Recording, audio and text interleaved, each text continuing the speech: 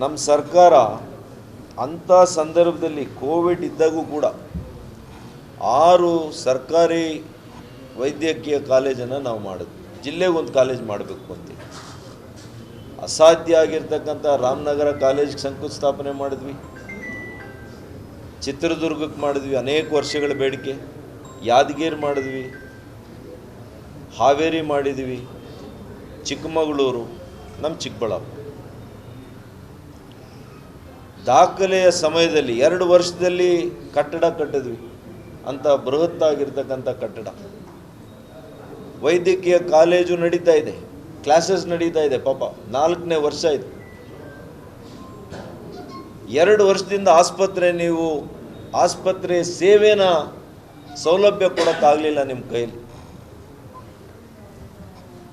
ಏನೋ ಜಾಸ್ತಿ ಆಗೋಗಿದೆ ಅಂತ ಹೇಳಿದ್ರಿ. ತನಿಖೆಗಳು 2 ಅಲ್ಲ 3 ತನಿಖೆ ಮಾಡಿಸಿದ್ರಿ. ಏನಾಯಿತು?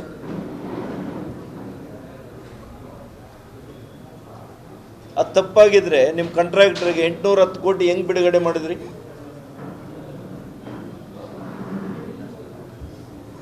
ಅದು ಸರಿ ಇಲ್ಲ ಅಂದರೆ ಆ ಕಟ್ಟಡಕ್ಕೆ 810 ಕೋಟಿ ಆಗಲ್ಲ ಅನ್ನೋದಾಗಿದ್ದರೆ ನೀವು ಹೆಂಗೆ ಬಿಡುಗಡೆ ಮಾಡಿದ್ರಿ?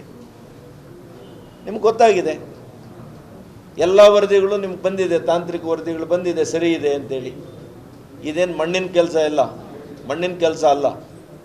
ನಾವು ಕೆಲಸ ಮಾಡಿದ್ದೀವಿ, ಮುಚ್ಚಿಬಿಟ್ಟಿದ್ದೀವಿ ಅಂತ. ಎಲ್ಲ ಕಾಂಕ್ರೀಟ್ ಕೆಲಸ. ಅದು ಇಂಚಿಂಚು ಅಡಿ ಲೆಕ್ಕ ಸಿಗ್ತದೆ. ಯಾರು ಏನು ತಗೊಂಡು ಹೋಗೋಕ್ಕಾಗಲ್ಲ. ಅದು 810 ಕೋಟಿ ನೀವು ಖರ್ಚು ಮಾಡಿದ್ದೀರಿ, ಆಸ್ಪತ್ರೆ ಮಾತ್ರ ಸೌಲಭ್ಯಗಳನ್ನು ಸೇವೆಯನ್ನು ಒದಗಿಸಲಿಲ್ಲ ಈ ಜಿಲ್ಲೆಯ ಜನರಿಗೆ. ಏನು ನಮ್ಮ ಜಿಲ್ಲೆಯ ಜನರು ನಿಮಗೆ ಏನು ಪಾಪ ಮಾಡಿದರು? ನಿಮ್ಗೆ ಓಟ್ ಹಾಕಿರೋದಕ್ಕೆ ಅವರಿಗೆ ಈ ಶಾಪ? ಯಾಕೆ ಈ ಥರ ಶಾಪ ಹಾಕಿದ್ರಿ? ನಿಮಗೆ ಅವರು ಆಶೀರ್ವಾದ ಮಾಡಿದ್ದಾರೆ, ನೀವು ನೋಡಿದ್ರೆ ಅವರಿಗೆ ಕೆಟ್ಟದನ್ನು ಬಯಸ್ತಾ ಇದ್ದೀರಿ. ಯಾಕೆ ನಮ್ಮ ಜಿಲ್ಲೆಯ ಜನರ ಮೇಲೆ ನಿಮ್ಗೆ ಇಷ್ಟು ಕೋಪ ಯಾಕೆ? ಮಾಡಿ ಅಲ್ಲಿ ಹೋಗಿ ಒಂದು ವಾರ ಉಪವಾಸ ಇದ್ಬಿಡಿ. ಕನಸು ನನಗೂ ಸುಮಾರಿದೆ ರೀ. ಚಿಕ್ಕಬಳ್ಳಾಪುರನ ಈ ರಾಷ್ಟ್ರ ರಾಜಧಾನಿ ಮಾಡಬೇಕು ಅಂತ ಕನಸಿದೆ. ಆಗುತ್ತಾ? ಕನಸು ಕಾಣೋದಲ್ಲ ರೀ, ವಾಸ್ತವಿಕ ಇರಬೇಕು, ಪ್ರಾಕ್ಟಿಕಾಲಿಟಿ ಇರಬೇಕು. ಏನಾದರೂ ಯೋಚನೆ ಕನಸು ಕಾಣೋದಕ್ಕೂ, ಕನಸು ಕಂಡಿದ್ದೆ ಅಂದರೆ ಎಲ್ಲದಕ್ಕೂ ಕನಸೆ. ನನ್ನ ಕನಸಿನ ಕೂಸು ಅಂದರು, ಯಾವುದೋ ಕನ್ನಡ ಭವನ, ಎಲ್ಲದಕ್ಕೂ ಕನಸೆ ಅಪ್ಪ. ಕನಸು ನಿನ್ಗೆ ನನಸು ಮಾಡಬೇಕಲ್ಲ.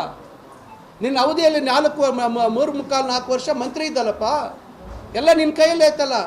ನೀನೇ ಫೈಲ್ಗಳು ಸೈನ್ ಮಾಡಿಸ್ತಿದ್ದಲ್ಲ ರಾತ್ರಿ ಅವತ್ತು. ಅದ್ರ ಮೇಲೆ ಅದು ಫೈಲ್ಗಳಲ್ಲೆಲ್ಲ ಏನೋ ಗಮ್ ಅಂತಿತ್ತಂತೆ, ಫೈಲ್ಗಳು ಸೈನ್ ಮಾಡಿರೋ ಫೈಲ್ಗಳ ಮೇಲೆ.